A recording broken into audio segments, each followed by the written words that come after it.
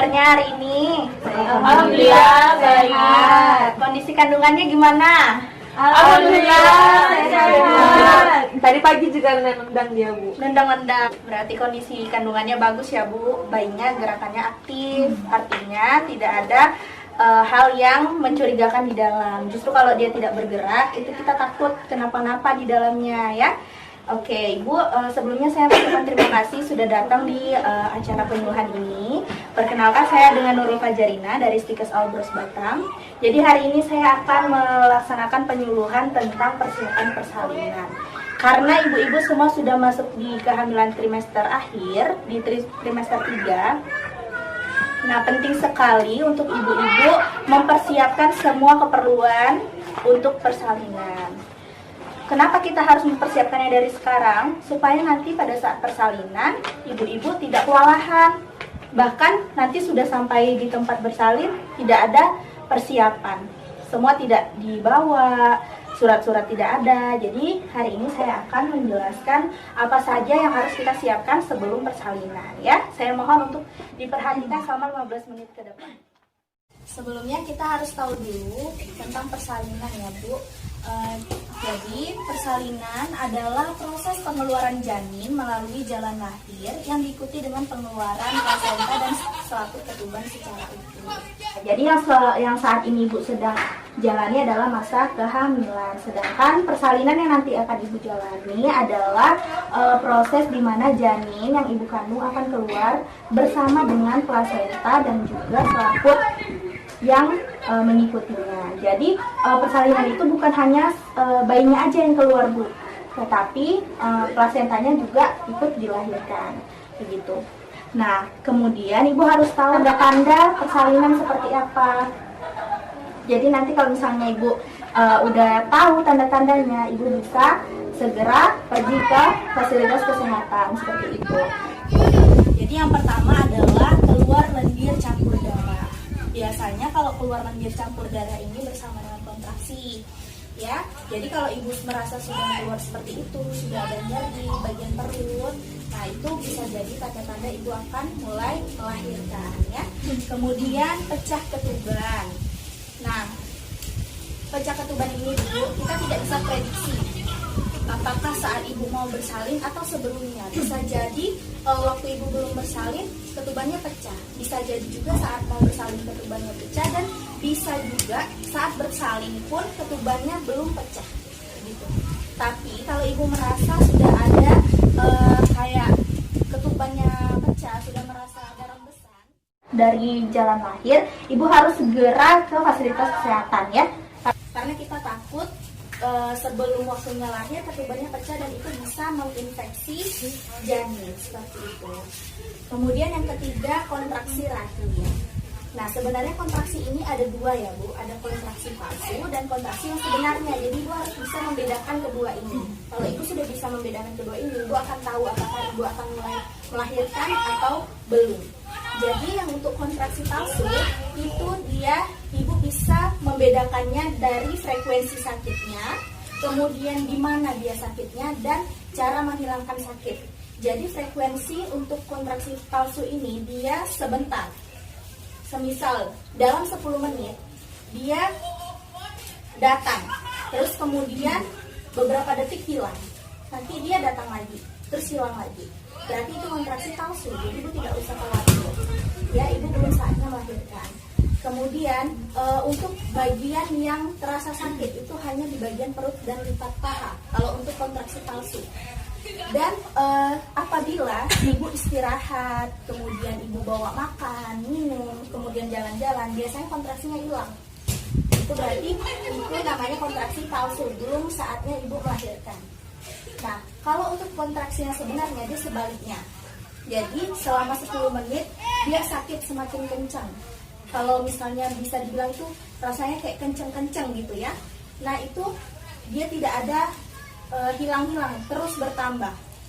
Bisa jadi itu kontraksi yang sebenarnya dan ibu akan mulai melahirkan. Kemudian untuk rasa sakitnya bukan hanya di bagian perut saja, tapi menjalar ke seluruh tubuh, bisa ke tulang belakang. Pokoknya semuanya terasa sakit ya. Lalu apabila ibu sudah istirahat, sudah makan, sudah minum, sudah dibawa jalan, tapi tidak reda sakitnya, masih bertambah sakit. Nah, itu pertanda ibu akan melahirkan. Seperti itu ya. Paham, Bu? Paham, Bu. Oke, selanjutnya. Nah, ini dia persiapan persalinan. Sebelumnya saya mau tahu nih apa yang sudah ibu siapkan untuk bersalin nanti. Baju bayi. Baju bayi. Nah, pasti secara umum yang disiapkan adalah baju bayi. Padahal untuk persiapan persalinan ini tidak hanya kebutuhan baju bayi saja yang harus kita siapkan. Banyak sekali hal-hal penting yang harus kita siapkan dari sekarang, ya. Di sini kita bisa lihat yang pertama adalah kita harus persiapkan terlebih dahulu tenaga kesehatan. Nah, ibu-ibu harus pilih ibu mau bersalin sama bidan atau sama dokter. Yang penting tenaga kesehatannya itu sudah terlatih dan sudah dapat izin, ya. Jangan sama dukun. Nanti seandainya terjadi kegawat daruratan tidak bisa ditangani. Tapi kalau sama bidan dan dokter yang sudah terlatih, insya Allah itu bisa tertangani. Jadi dari sekarang ibu harus pilih, ibu mau lahiran di bidan mana, mau lahiran di dokter mana, harus sudah direncanakan, ya. Kemudian pendamping persalinan. Jadi ibu juga harus sudah menyiapkan siapa yang akan menemani ibu saat bersalin. Jangan sampai ibu datang ke bidan sendirian udah sakit-sakit, tidak ada yang temanin, ya. Harus ada selama perjalanan ada yang temenin, karena kita tidak tahu di perjalanan akan terjadi sesuatu apa. Jadi untuk mengatasi itu harus ada pendamping selama persalinan juga, ya. Supaya ada penyemangat, ada yang bisa membantu ibu nantinya, ya. Kemudian kendaraan. Nah, kendaraan juga penting ibu siapkan. Ibu mau ke tempat bersalin nanti pakai apa? Mau pakai motor, mobil, atau beca, itu juga harus sudah disiapkan. Jangan sampai nanti udah sakit-sakit, ibu mau pergi, bannya bocor, mobilnya mogok, motornya mogok. Jadi penanganannya lambat dan terjadi hal-hal yang tidak kita inginkan, ya. Lalu biaya dan perlengkapan ibu serta perlengkapan bayi. Biaya juga dari sekarang sudah harus ibu siapkan. Nah, pentingnya kita tadi mengetahui kita mau lahiran di mana itu untuk kita survei. Misalnya ibu mau lahiran di rumah sakit, ibu sudah survei biaya di rumah sakit nanti kira-kira berapa, ya. Jadi dari sekarang sudah disiapkan, ya. Jangan sampai sudah lahiran biayanya kurang, terus terjadi sesuatu tidak ada biaya, tidak bisa ditangani, gitu, ya. Kemudian perlengkapan ibu dan bayi. Jangan hanya perlengkapan bayi saja yang disiapkan, perlengkapan ibunya jangan sampai lupa. Ya, ibu-ibu, jangan sampai bayinya aja yang pakai baju. Ibunya nggak pakai baju. Selanjutnya donor darah. Nah, pasti baru pernah dengar kan kenapa kita harus siapkan donor darah. Jadi Bu, di persalinan kita tidak tahu hal apa yang akan terjadi. Mungkin kita terjadi perdarahan atau lain hal yang membutuhkan banyak darah. Seandainya dari rumah sakit atau dari klinik tidak tersedia tabung darah, kita sudah siap sendiri dengan pendonor darah. Jadi mulai sekarang ibu harus tahu siapa yang akan menjadi pendonor darah ibu nanti kalau ibu seandainya butuh darah, ya. Kemudian rencana KB selanjutnya. Jadi dari sekarang juga ibu harus mempersiapkan rencana KB. Mau ber-KB secara alami kah atau secara hormonal, itu nanti disesuaikan dengan kebutuhan ibu. Ya, untuk menjarakkan atau menunda itu nanti kembali lagi dari tujuan ibu. Cuma dari sekarang ibu harus bisa merencanakan. Sekarang ibu harus sudah mempersiapkan KB apa yang akan ibu gunakan, ya. Kebetulan untuk KB ini juga ibu harus dengan keputusan suami. Jadi pasangan. Jangan hanya keputusan ibu saja. Selanjutnya adalah pembuat keputusan. Nah, siapa pembuat keputusan nanti kalau seandainya ibu bersalin? Jadi nanti pada saat persalinan akan ada namanya persetujuan tindakan. Jadi tindakan yang akan kita lakukan, kita minta persetujuan kepada pemberi keputusan dari pihak ibu. Mungkin dari suami atau orang tua ibu. Jadi sudah disiapkan, ya, siapa yang akan memberi keputusan. Lalu yang terakhir adalah tabulin. Tabulin itu adalah tabungan ibu bersalin. Selanjutnya untuk perlengkapan tadi, ya, ada perlengkapan ibu dan perlengkapan bayi. Nah, perlengkapan ini Bu, kenapa saya pisahkan? Karena inilah yang nantinya akan ibu masukkan ke dalam tas. Jadi tas itu isinya perlengkapan ibu dan bayi yang siap untuk ibu bawa saat ibu sudah mulai merasakan tanda-tanda persalinan yang saya sebutkan 3 tadi. Jadi nanti ibu tidak repot-repot, sudah sakit-sakit harus menyiapkan ini, mencari surat apa segala macamnya sudah ada di tas, tinggal dibawa tasnya, ibu berangkat gitu ya. Jadi untuk yang perlengkapan ibu, yang pertama adalah surat-surat yang dibutuhkan. Kemudian baju tidur, kancing depan. Supaya nanti saat ibu ingin menyusui tidak sulit. Jadi tinggal dibawa kancingnya, ibu bisa menyusui bayi ibu. Lalu sarung. Nah, kalau bisa dari rumah ibu juga sudah menggunakan sarung. Jadi sampai di klinik atau di rumah sakit tinggal diperiksa. Jadi ibu tidak harus buka lagi celananya. Selanjutnya sandal. Nah, supaya kaki ibu nanti tidak kedinginan saat jalan di lantai, jadi ibu perlu juga bawa sandal. Ya. Lalu pakaian dalam. Nah, pakaian dalam ini penting Bu, seperti bra dan celana dalam. Untuk branya sendiri, kalau bisa bra yang khusus menyusui. Tapi kalau tidak ada, tidak apa-apa, bra biasa aja, tapi jangan yang berkawat. Karena bisa memperlambat peredaran darah dan menyebabkan payudara sakit, ya. Pembalut. Sebenarnya di klinik atau di rumah sakit biasanya sudah disediakan, tapi kan kadang kita tidak sesuai dengan ukuran, tidak nyaman ya Bu untuk memakai. Jadi ibu bisa mempersiapkan sendiri dari rumah. Selanjutnya kosmetik. Mungkin ada kerabat ibu yang ingin datang menjenguk, melihat bayinya, melihat ibu supaya ibu tetap terlihat cantik dan terlihat segar. Jadi bolehlah ibu itu berdandan sedikit, memakai deodoran supaya wangi.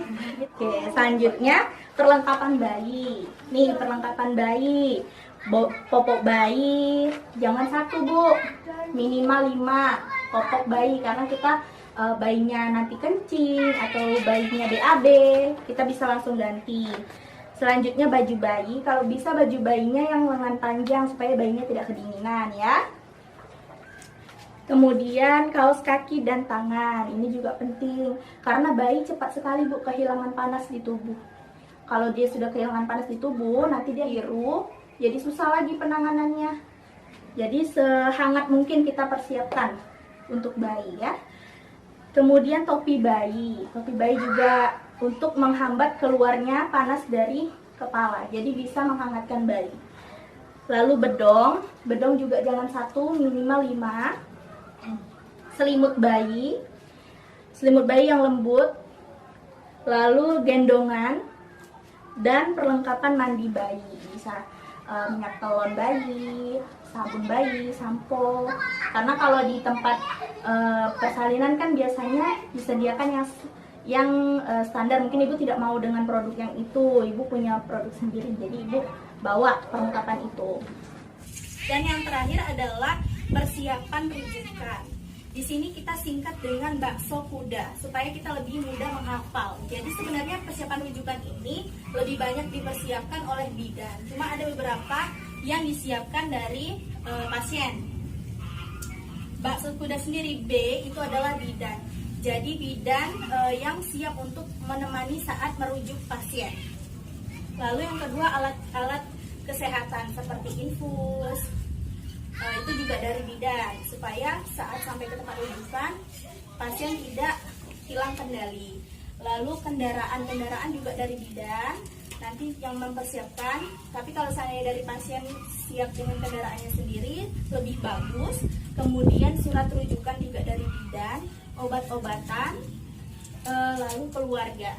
Nah keluarga di sini seperti pendamping tadi saya bilang, di mana nanti bidan harus sudah memberitahu ke keluarga bahwa terjadi kedaruratan pada pasien sehingga harus dirujuk. Makanya penting sekali pendamping saat bersalin ya Bu. Selanjutnya uang dari pasien sendiri yang tadi saya bilang biaya. Biayanya jangan pas ya Bu, kita lebihkan untuk hal-hal yang tidak terduga. Lalu donor darah yang tadi saya jelaskan, ibu harus sudah mempersiapkan pendonor untuk bersalin. Walaupun nanti ibu persalinannya berjalan dengan normal, tidak ada hal yang gawat. Jadi tetap harus disediakan pendonor darah seperti itu. Baiklah, itu saja yang sudah saya jelaskan. Apakah sampai di sini ada yang ingin ditanya? Kalau ada silakan ancungkan tangan dan sebutkan identitasnya. Sebutkan namanya ya. Silakan Ibu. Saya Dinda, saya mau bertanya Mbak. Itu kan di persiapan persalinan kan, yang terakhir itu kan ada tabungan buat ibu bersalin. Nah itu maksudnya gimana Mbak? Bisa tolong dijelaskan? Oke, baik.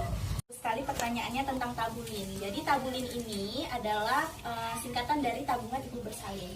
Di mana pada saat kita mau bersalin kita harus menyiapkan biaya. Untuk ibu-ibu yang mungkin merasa nanti akan kekurangan biaya, boleh ditabung dari sekarang. Sebenarnya tabung itu harus dari awal kehamilan ya Bu. Tapi dari sekarang juga boleh dipersiapkan sedapatnya untuk cadangan. Nah, tabulin ini bisa Ibu tabung sendiri di rumah, di bank, atau di fasilitas kesehatan yang ingin Ibu kunjungi nanti. Nah, bisa berbentuk emas, uang, atau barang-barang yang nantinya bisa dijual untuk tabungan. Kemudian Bu, tabulin ini juga bisa ditabung bersama masyarakat. Jadi misalnya dari ketua RT mengajukan program tabulin. Jadi setiap bulannya akan ada iuran untuk nanti warganya yang akan bersalin. Jadi warganya tidak perlu khawatir dengan biaya persalinan seperti itu. Paham Ibu? Oke, selanjutnya Ibu. Bu, Mary, itu yang bagian popok bayi, itu popok bayinya kan ada yang kain sama ada yang pampers yang sekarang yang newborn itu. Jadi pakainya yang mana yang bagus ya Bu? Oke, untuk ibu-ibu, nah ini penting ya Bu, bagus mana sih pampers atau popok? Pampers aja lah biar nggak repot ya, biasanya gitu. Nah, lebih baik gunakan popok dulu Bu, karena kulit bayi ini kan masih halus ya. Kalau kita pakaiin pampers, takutnya dia mudah iritasi. Jadi pakai pampers itu nanti kira-kira sudah 1 bulan baru boleh kita pakaikan pampers. Kalau untuk sekarang mending pakaikan yang lembut-lembut dulu, seperti popok yang tidak terlalu ketat kayak gitu ya. 3 pertanyaan saja. Jadi yang bisa jawab ancungkan tangan terlebih dahulu ya. Oke, dia kamu. Pertanyaan yang pertama adalah apa saja tanda-tanda persalinan? Oke, silakan Ibu.